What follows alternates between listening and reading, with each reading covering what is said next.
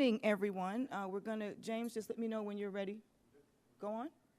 Okay, good evening, everyone. My name is Jamel McKenzie, and I want to welcome you to our August 11th joint meeting for the Business Industrial Development Authority and the City Council and the Mayor of the City of College Park. The time is 6:33, and at this time, I would like for us to conduct roll call. Please tell who you are and what your position is. We will start with our BIDA members, then we will go on to our staff and any guests that we have with us this evening. Again, my name is Jamel McKenzie, and I am the chairperson for BIDA. Good evening, City of College Park. I'm Celissa Jefferson. I'm the Vice Chair representing Ward 4. I'm Leslie Zinn, BIDA at large. Anita Brown-Cadis, representing Ward 3. Hello, Lisa Parker, representing Ward 2. Bianca Motley Broom, Mayor. It is 6:34 p.m. We have a quorum with council members Allen, Clay, and Karn present, so I'll call our meeting to order. Ken Allen, Mayor Pro Tem, Ward 3. Ambrose Clay, Councilman, Ward 1. Joe Karn, Councilman, Ward 2.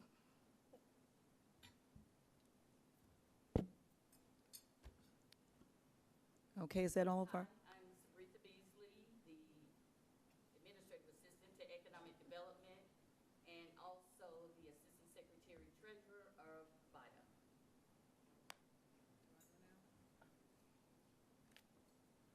Hi, I'm Chandler Emmons. I'm an associate at Freeman Mathis and Gary. I'm Dan Lee, the attorney for BIDA, and Chandler is the one I bragged about last time. She is a native of College Park. She's just joined our firm, and I brought some help with me tonight. Awesome. Welcome, Chandler. All right, we still have some more city staff and then our guests. Jackson Myers, Interim City Manager. Good evening, Michelle Alexander, the new Director of Economic Development and Executive Director of the BIDA Board. Tasha Hall Garrison, Community Development Administrator for City of College Park. Queenie Brown, Deputy City Clerk. Winston Denmark, City Attorney. Steve Lankford, Ackerman and Company, representing the city regarding land sales for 6 West project. Jesse Frazier, BDR Partners, Program Manager. Kelly Fletcher, BDR Partners, Program Management for 6 West. Okay, and I guess that's everyone. We again want to welcome you, and I want to give a special shout out to our new Economic Development Director, none other than Miss Michelle Alexander. Michelle is no stranger to us here in the City of College Park. You served as our city planner, and we're definitely excited about you being a part of economic development and leading the Economic Development Department. So we know we're going to hear more from you, but I just wanted to give you a formal welcome and let you know that we're really happy to have you on board. Okay, at this time, we're going to move on to item number 2, which is the review and approval of the minutes from our July BIDA meeting.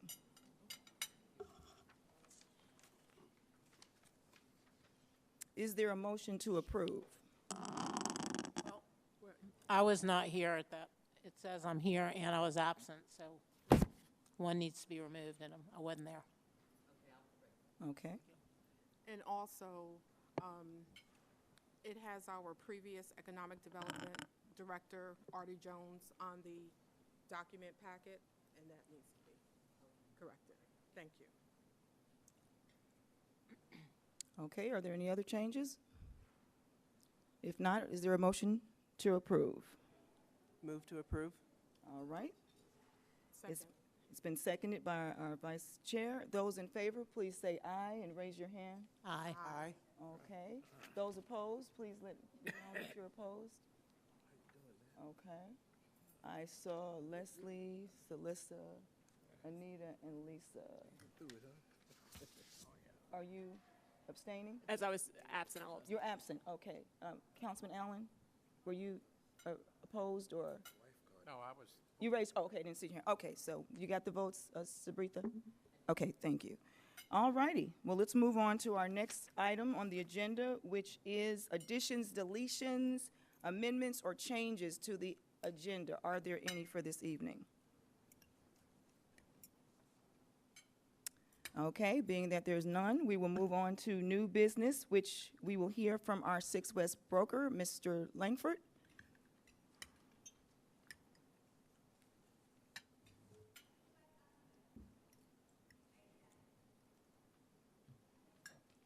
Good evening, everyone.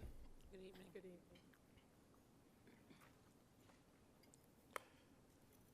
I'm happy to stand before you and share with you a progress update of where we are with the 6 West project. One of the obvious updates or improvements to the project, obviously, is the Road Street construction. And as a result of that, that has really opened up a number of opportunities. But to put things in perspective, the project has been phased out. We're right now in phase 1, which represents transactions to be closed within the 2022 calendar year.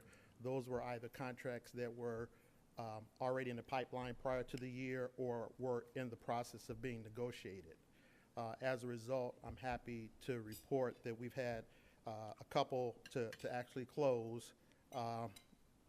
The KW Commercial and the Collaborative firm being the two that have already closed out. We've got a couple that are currently under purchase and sales agreement. That would be the Marriott Hotel and also the proposed medical office building right now that is currently under review with our legal staff. In addition to that, we've got a few that are currently under LOI that we're hopeful to move to purchase and sales agreement fairly quickly here. With some of the internal changes as of over the past month or so, we've some things kind of slowed down a little bit, but I'm happy to say that we're back on track and moving these transactions forward. Those transactions that are currently under LOI includes the Northside Hospital proposed medical office building, the incremental development for the entire incremental section of the project, and also we've received an offer for the purchase of the residential portion of the 6 West project that hopefully will be able to be provided for review here real soon. In addition to that, new opportunities that will be forthcoming. One includes that will, and I don't want to take steal Tasha's thunder, but she'll be presenting, is a pretty exciting project that will encompass the entire that could encompass the entire 6 West development. And in addition to that, we've been instrumental in channeling and identifying an opportunity in working with the KW brokers for the... Mr. Langford, can you just speak a little louder? We're having difficulty hearing. Is that better? Yes. Yes. Okay. Perfect. Good. And finally, we're also working very closely and have I channeled a prospective buyer to the 50 acres across the street from 6 West, which why that is significant is because this particular end user will actually have a need for potentially up to 1,000 hotel rooms every weekend. So the ancillary benefits from this particular end user are pretty significant, and those will be coming down the pipeline in the very near future. In terms of marketing efforts, one of the things that I'm happy to report, we finally got our billboard signage right out in front of the project, so people now know without question that 6 West is coming. Combine that with the Road Street installation has pretty much indicated that we're ready and open for business. So we look forward to getting those current contracts, LOIs, moving them to purchase and sales agreement, and hopefully getting all of these closed out by year's end. I'm welcome any questions that anyone may have. I want to give just a quick synopsis. Wasn't sure how much time I had, but didn't want to take away time from anyone else. You mentioned, you said incremental development. Is that a project itself, or is that just ongoing? That's a district within the 6 West project, and that's the area that's actually devoted towards equity inclusion for small business owners. And what's the progress with that? We're moving towards a purchase and sales agreement. We've already got the LOI that's been presented to City Council and was approved. So now we're working through the details of the purchase and sales agreement. So there's some outfit interested in that entire district? Yes. In one, okay, we got it. Yes. All right. Thank you, Mr. Langford. Can you hear me? No. Thank you, Mr. Langford. I have a question. Sure. In reference to your marketing strategies, I know that the 6 West sign has been implemented, but what has been done prior to that, and how are we able to, facilitate new developers' interests? How do we drive that? Great question. So with the marketing strategy, it's a multi-pronged approach because of the scale of the project. We have to be very deliberate about how we approach it and how we market it. For example, ideally what we want to do is make certain that we attract what we call anchor end users so that other businesses know that this project is legitimate and that it's consistent with the quality and scale of the type of development that 6 West was intended to be. And so where that's concerned, the approach is direct marketing, where we're reaching out. We've identified specific companies that we would want to actually be in the 6 West development, and we reach out either to them directly or reach out to the brokerage firm that represents them. That's kind of one approach, and we're real heavy on that. One of the things that we've run into in the past is that when some prospects come out to view the property, all they saw was green space. And so for them, the timing for what they wanted to do wasn't consistent with where we were. And so now having Road Street installed helps to kind of mitigate that. So now we are in a position where we can resume those productive conversations. And again, with some of the transactions that we currently have in the pipeline, once we are able to actually do press releases, once we have those projects under contract, combined with the signage, so now people are really able to see, okay, the project is moving forward, and we can hit on some of those anchor end users, which will begin to attract some of the other ones. Okay. Thank you. All right. Do we have any other questions for Mr. Langford? Well, thank you, sir. Thank you for your presentation. We appreciate you coming out tonight. Thank you. All right, thank you. This does not require any action, so we're going to move on to item 4B, which is our quarterly BIDA finance report. As you recall, in the beginning of the year, we agreed that we would receive a report, a finance report, once a quarter. Is Ed Wall and Althea Bradley on? Yes, ma'am. Okay, hey. I can hear you, but I don't see you. Hello, okay. Technology is something else. Okay, now we see you. All right. So y'all, okay, Chris. I'm going to share my screen, Madam Chair, and I think, do you all have a copy of the year-end results in front of you? Yes, we do. Great.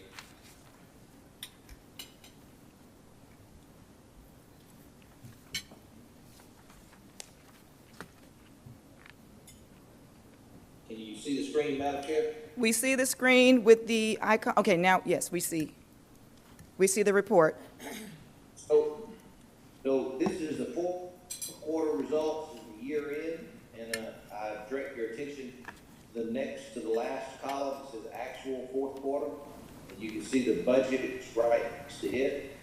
So and commissions, we collected $927,000, and by the way, these unaudited numbers, the auditors will make adjustments. So when you see the FY22, June 30, 22 audit report, the number may be slightly different than this. We don't expect it to be too much different. Rentals and commissions were $927,000. We budgeted $920,000. Other is most of the pilot from the tax abatement transactions that we've done through the years. It was about $2,501,000. The auditors make us do $1,850,000.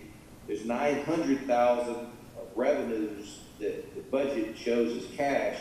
But when we show the final results, $900,000 of that cash is worked through the balance sheet In 2008, when we did the 2 hotel projects and the pilot payments, the BIDA issued about $30 million in bonds secured by the pilot payments for that hotel project in 2008. That $30 million in debt went on your balance sheet as a liability.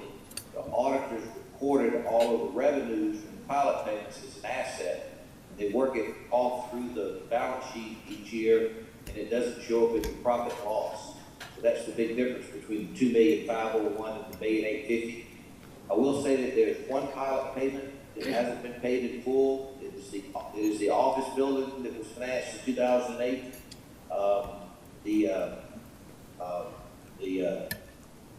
If I can show you right quick, an email.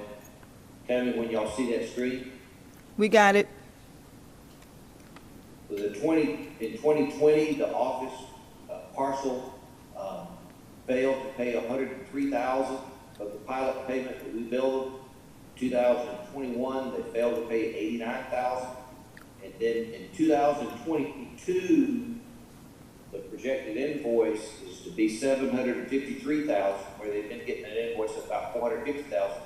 The reason being, the Clayton County Tax Commissioner increased the assessed value by $11 million, the fair market value by $11 million, and made the assessed value increase by $4.4 million. So, Mr. Lee, the attorney, has filed a lawsuit to try to collect that money. It's in the courts now. There was supposed to be a hearing on it. The lawyer for the other side asked for it to be delayed because he had to take care of some sort of health emergency in his family. And so those two balances, 103 and 89, are reflected in our results that we haven't collected it yet. And then in 22, we're about to develop $753,000. Going back to the financials, total revenues of $2,777,000. Let's go to expenses. Depreciation is a non-cash item, so we don't have it in the results that we're reporting to you. But you can see when the audits come out, it's about $20,000 a year. The other operating expenses, we budgeted $1,080,000. We spent $1,044,000, and so it has operating income of a positive $1.7 billion. Go down to the non-operating revenues and expenses. We had hoped to sell $3.5 million in property, but we only sold $156,000 in property in the fiscal year ending June 30th, 2022. We didn't purchase as much land as we thought. We budgeted $400,000 in land purchases. We only paid $8,415 for land purchase. You can see that the interest expense and fiscal charges is $2,583,000. That's a result of the refinancing that we did. The principal used to be around $2.5 million each year. We reduced that principal to just $600,000 with this fiscal year. So we saved pay interest. And so down at the bottom, you can see the change in net assets is a positive $828,000. Had it not been for a transfer in of $1,539,000 right above it, you can see we would have had a $710,000 loss. But you can see that $710,000 loss is about half of what it was the last 2 fiscal years. Look to the left, you can see in 21 it was $1,396,000 negative, and $1,942,000 negative. So you can see we're making positive improvement. The good thing, the transfers in, if I go down, you can see at the bottom, transfers in $725,000 came from the hotel tax fund, $250,000 from the GICC special tax district, and $564,000 from the car rental fund. In years past, we didn't have as much money in the hotel tax fund, car rental fund, yet to rely on the general fund. This year, economic activity has picked up. The car rental fund, hotel tax fund, the general fund does not have to contribute toward BIDA's results. In the middle, just above this, you can see that the fund owes $12,555,000 those various funds. And so if we could sell property, mainly property inside of 6 West, that's a key thing for us going forward in the future. I heard Mr. Langford's comments, so we have a lot of things to talk about. The 22 results were better than we expected, and hopefully in 23 we can sell some property and work out that debt. Madam Chair, that's it. Thank you so much. Are there any questions for Mr. Wall? Well, Ed, you did a great job. We don't have any questions. Thank you, Ed and Althea, for joining us this evening. I know you'll probably be hanging around for a little while longer as well. Thank you again. So at this time, we're going to move on to item 4C, which is training and conferences, and we're going to turn that over to Ms. Tasha Hall Garrison. Thank you. So I just wanted to make the body aware of an upcoming conference. The annual Georgia Economic Developers Association conference is being held in Savannah, September the 14th through 16th. So please let Sabritha know if you would like to attend, as well as the upcoming Advanced Development Authority training classes have been scheduled as to be determined through the Carl Vinson Institute. There are opportunities if the majority of the body needs this training, which to my knowledge, majority has participated, but they are only doing it on a travel basis currently. So I will let the body know when they do open it up, either online or if there is an adjacent city that will offer that advanced training. But I just wanted to make you aware of these opportunities. Thank you, Tasha. And as you see, the conference already, some of the room block is already full, so we got to get that into Sabritha as soon as possible. We did build into the budget for this fiscal year the ability for all members to be able to attend this conference, so we definitely, and we have a new economic development director. I think this would be a great time for us to get out and to network and to learn some more about what it is that we do and others do the same as us. So thank you so much, Tasha. Thank you for the research. Okay. I think that is our last item. There aren't any other issues, so at this time we're going to entertain a motion from BIDA to come out of the regular session to go into executive session for the purpose of personnel, real estate, and litigation. So moved. All right, that was I'll second. Seconded by Zen. Those in favor, please raise your hand and indicate. Aye. Aye. Okay, thank you. And that is everyone. Would you like to do a break prior to going into executive? Did you want a restroom break? Yes, absolutely, absolutely. And are there any objections? I think it was you. So, okay. This time I'll take a motion to enter into an executive session for the for the purposes of real estate litigation and personnel. Is there a motion? Motion. Thank you, Councilman Carn. Is there a second? Second. Thank you, Councilman Clay. All those in favor? Aye. Aye. Councilman Carn? Thank you, gentlemen. That is unanimous. Okay, at this time, we're going to kind of clear the room, and for those you that are visiting with us, as we go into executive session, we'll have you come back in at the end. So we're going to take about 5 minutes, and then we'll resume the meeting.